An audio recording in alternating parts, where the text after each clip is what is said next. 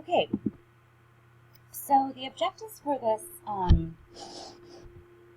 this chapter, we're going to explore information on fair use and copyright restrictions, describe processes for securing information in a computer network, and identify various methods of user authentication and relate authentication to the security of network.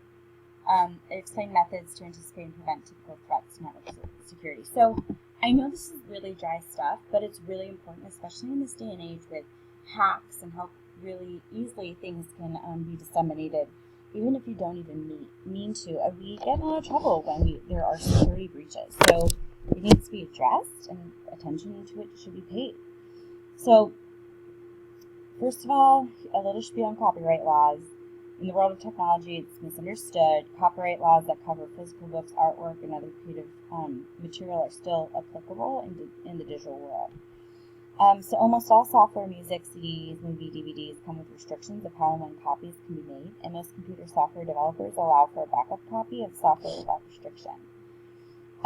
Some technology advances have made the sharing of information easy and extremely fast. So it opens violations of copyright and fair use.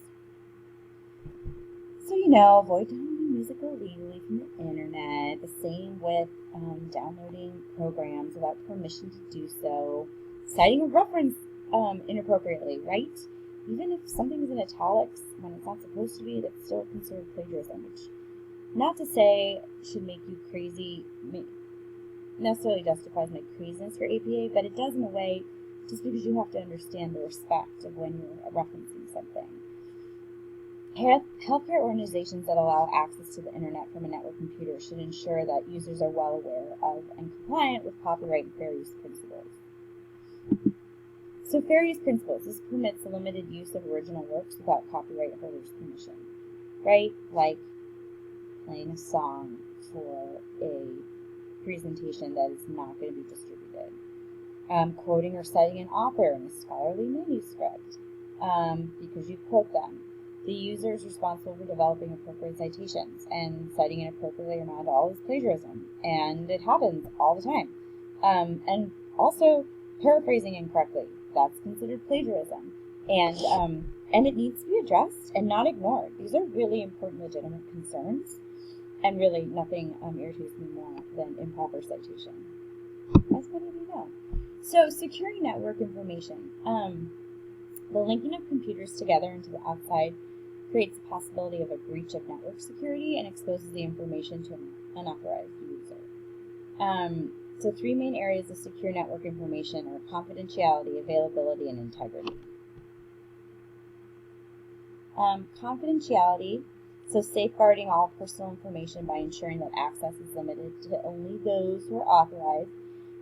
Shoulder surfing or watching over someone's back as they're working is still a major way that confidentiality is compromised. So acceptable use, organizations protect the availability of their networks with an acceptable use policy, defines the types of activities that are acceptable and not acceptable on the corporate computer network, and defines the consequences of violations. Information integrity. Quality and accuracy of networked information. Organizations need clear policies to clarify how data is actually inputted and who has the authorization to change such data and to track how and when data are changed and by whom. Often, authentication of employees is also used by organizations in their security policies. Organizations authenticate by something the user knows, something the user has, or biometrics. Policies typically include the enforcement of changing passwords every 30 days, biometric devices including thumbprints, retina patterns, or facial patterns, and organizations may use a combination of these types. And it's funny because, like, I remember in the Pixis, you used your thumbprint or your fingerprint, and after a while, when you've been a nurse, sometimes your fingerprints get, like, blurred because of how often you wash your hands, and so, like, the older nurses would have the hardest time getting to the Pixis, and so they would have workarounds for that, but then the workarounds could be risky. So, in 2003, a nationwide survey by the Computing Technology Industry Association found that human error was most likely the cause of breaches, and the first line of defense is strictly physical, so like not locking your door, or an operating system that locks down after 5 minutes, or leaving things on. So one way to address physical security risks is to limit the authorization to write files to a device. Organizations are also turning off the CD, DVD burning, and USB ports on company desktops. I know for me, I can't bring in a USB port, even if I'm just getting work done, but using the computer as a vassal and not using it at all for work, but bringing in my USB port to maybe do something for Beckfield in my lunch hour. So the most common threats a corporate network faces from the outside world are hackers, code, like the spyware, viruses, worms, Trojan horses, and malicious insiders. Spyware is normally controlled by limiting functions of the browser used to surf the internet.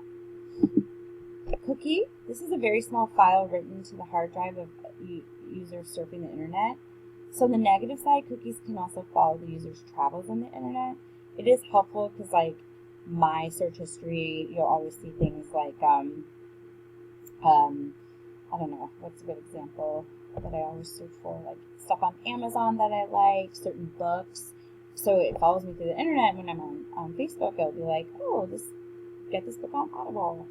Or CME conferences. So now I see all this stuff for CME conferences. I get a ton of stuff on where I should go to nurse practitioner school. I guess they forgot that I went. But that's kind of how cookies works. So spyware that doesn't steal user IDs and passwords contains malicious code. That does steal, sorry. That's normally hidden in a seemingly innocent file download. Another huge threat to corporate security is social engineering or manipulation of relationship based on one's position. So malicious insider is the number one security threat to a corporate network. There's software available to track and thus monitor employee activity.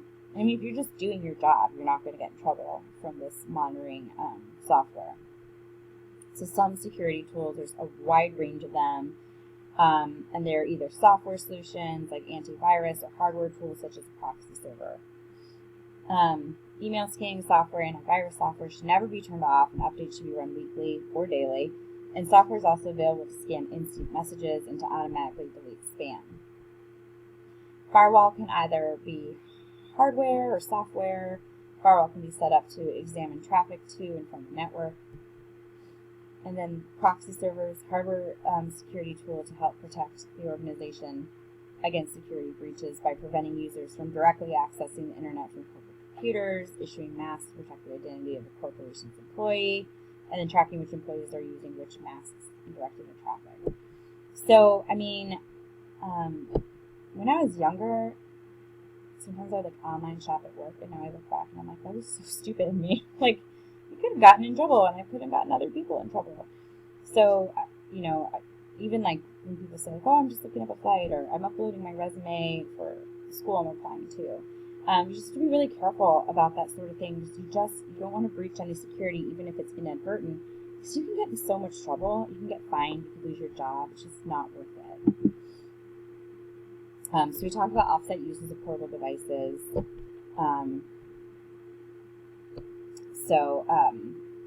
You know, only essential data for the job should be contained in a mobile device.